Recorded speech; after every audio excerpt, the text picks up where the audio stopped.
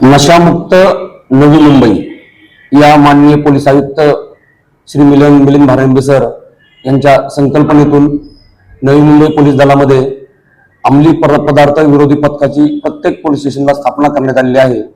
त्या स्थापना केल्यानंतर जे पथकं तयार केलेली आहेत ती पथकं दररोज पोलीस ठाणे हद्दीमध्ये पेट्रोलिंग करून अंमली पदार्थांविषयी कोण जर अंमली पदार्थ विक्री करत असेल किंवा कोण सेवन करत असेल तर त्यांच्या विरुद्ध कारवाई करण्याचे काम करत आहेत।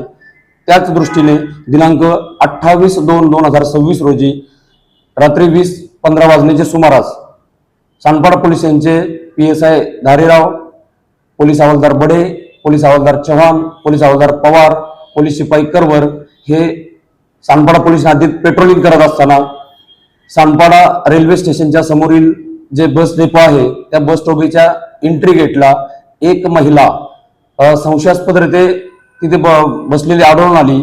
त्यामुळे या पथकाने त्या महिलेकडे विचारपूस केली असता तिने तिचे नाव फातिमा अल्लाउद्दीन शेख वय 39 वर्ष, रूम नंबर 08F47 बुद्ध मंदिर समोर वडाळा मुंबई असे तिने सांगितले। आणि तिच्या हातामध्ये जी पर्स होती त्या पर्समध्ये पर्स उघडून तिला दाखवायला लावले असता त्याच्यामध्ये संशयास्पद अंमली पदार्थ असल्याचा संशय आला।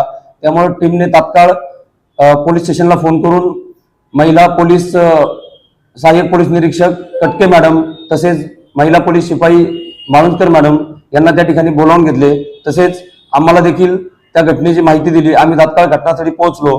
घटनास्थळी पोहोचल्यानंतर त्या महिला पोलीस अधिकारी व महिला अंमलदार यांनी तपासणी केली असता त्यांच्या ताब्यातून एकूण 37.85 ग्रॅम एवढ्या वजनाचा अंमली पदार्थ मिळून आला। स्पॉन्सर्ड बाय झेनेक्वा mineral water bottle, a creation by crafted and company. तो तात्काळ त्या ठिकाणी फॉरेन्सिक व्हॅनला पाचारण करण्यात आलं। फॉरेन्सिक व्हॅननी पण त्या अंमली पदार्थाची तपासणी केली असता तो अंमली पदार्थ हा हेरोईन असल्याचे त्यांनी अहवाल दिला। त्यानंतर तात्काळ त्या महिलेविरोधात सानपाडा पोलीस स्टेशन येथे 63/2026 याप्रमाणे गुन्हा नोंद केला। त्या महिलेला माननीय न्यायालयाची परवानगी घेऊन अटक करण्यात आली।